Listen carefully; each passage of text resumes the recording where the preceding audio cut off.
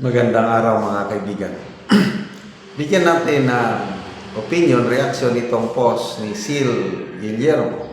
Sabi niya, "You're so funny, Auntie." Auntie Claire ba? Isinare niya itong post ni Ching Rua. Sabi ni Ching, "Matapang lang kayo dahil meron kayong general manager na agta." Sino ba yung general manager na agta? Si General Torre ba? Oh, breaking news. Ito. Payag ni Claire Castro tungkol sa nangyari ba sa Venezuela ng mga US Delta Forces. Matagumpay nilang nahuli ng buhay yung Venezuelan president at dinala sa US. At may natatakot, baka daw ganyan din ang gawin ng mga US forces sa Pangulong Marcos Jr.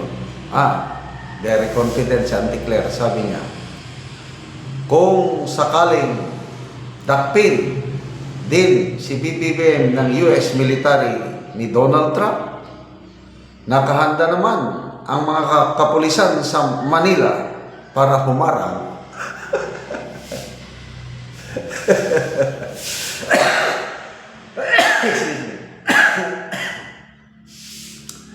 Halos hindi ako makapaniwala na ganito statement ng isang palace press officer.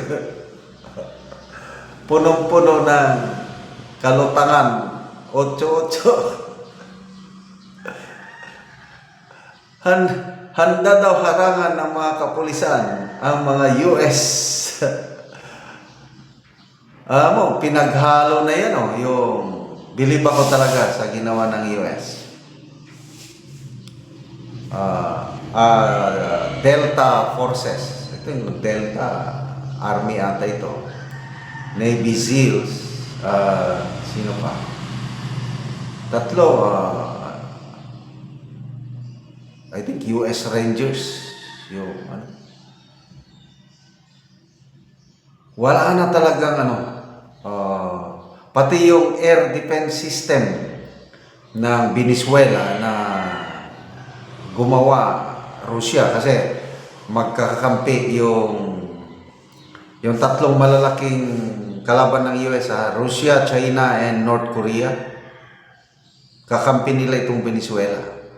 At ang Venezuela hindi pipitsuging bansa dahil pinakamayaman yan sa langis. Pinakamaraming, I think 300 plus billion barrels of oil ang reserve ng Venezuela. Mas malaki pa ang kanilang oil reserves kumpara sa Saudi Arabia. So, malakas na bansa ang Venezuela. Ang armed forces nila malakas din. Malakas ang kanilang armed forces, hindi pipitsugin. But biruin mo, napaka-precise yung operation ng US Armed Forces at matagumpay. Maraming nasawi na mga Venezuelan armed forces. Pati yung mga special guards ni Venezuelan President Maduro na mga Cuban mercenaries. Special forces ng Cuba nag-hire itong si Maduro ng kanyang personal security. Ang daming namatay na grabing galing nitong mga US forces. Saludo ako, but it does not mean na tama yung ginawa nila. Kasi kine-question sila ngayon sa international community. Yung international law hindi na nasusunod. Ngayon, balikan natin din siya, Auntie Claire. Handa naman humarang nating mga kapulisan. Anong magagawa ng mga kapulisan? Pwede pa na. We have the armed forces to protect the president. Kung we have the presidential security command. Pwede pa. Kapulisan ng Manila. Wala talaga. But anyway, pagpasensya na lang natin si Auntie Claire. Kung sumagot, parang kulang siya sa sa analysis. Basta importante may sagot siya. Kailang yung lalim ng kanyang sagot, walang laman. Ganyan po ang ating Auntie Claire na sinasabi ng iba na nakakatulong siya ng malaki sa Marcos administration itong pagbagsak ng ratings ng Pangulo. Nabasa ko post ni Kipichu, ikaw Auntie Claire ang may kasalanan sa lahat kung bakit lumalagapak ang rating ng Pangulo dahil na-turn off ang maraming tao dahil sa inyong mga sagot. So, speaking of kidnapping of a sovereign state, I fully disagree sa ginawa ng US government nito. Although, maraming Venezuelan residents, hindi lang sa Venezuela, kundi all over the world, maraming nagpapasalamat sa ginawang ito ng Trump administration. Kasi nga, lumalabas, isang diktador talaga itong President Nicolas Maduro. Iron hand ang kanyang pinapalakad. At siguro, mga ordinary Venezuelan residents, wala silang magawa kundi sumunod. O ngayon, nakahanap siya ng katapat kay Trump. Doon siya lang, nakakulong. Alam, malaking kaibahan kay Tatay Digong natin dahil si Tatay Digong natin, milyones ang nagmamahal. Kung mayroong manggalit kay Tatay Digong natin, yan yung mga dilawan, mga makakaliwa, at mga ilang diehard Marcos loyalists. Galit sila kay Tatay Digong natin. Kaya nagbubunyi sila nung kinidnap ng Marcos administration si Tatay Digong at dinala sa ICC, The Hague Netherlands.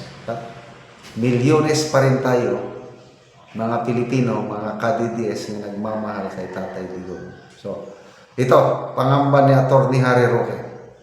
Dahil mali yung ginawa ng US, baka anytime from now, may risigaba sa mga ICC judges, baka ikidnap din ng mga US forces, Russian forces. Kasi mayroon ng warrant of arrest ang mga ICC judges. O baka ikidnap din ito ng mga Russian forces anytime from now. Wala na, international. So very bad precedent itong ginawa ng US government na ito. So good luck, Auntie Claire, sa mga kapulisan mo nga handang humarang sa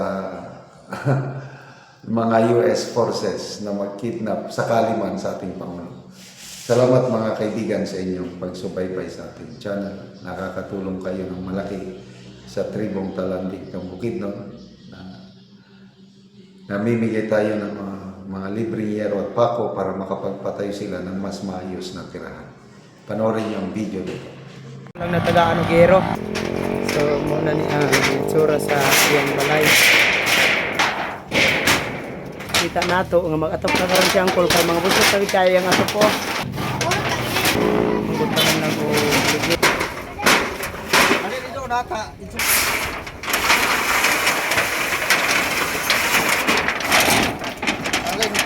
Dagko na gid kay ito. Tanggalin. So,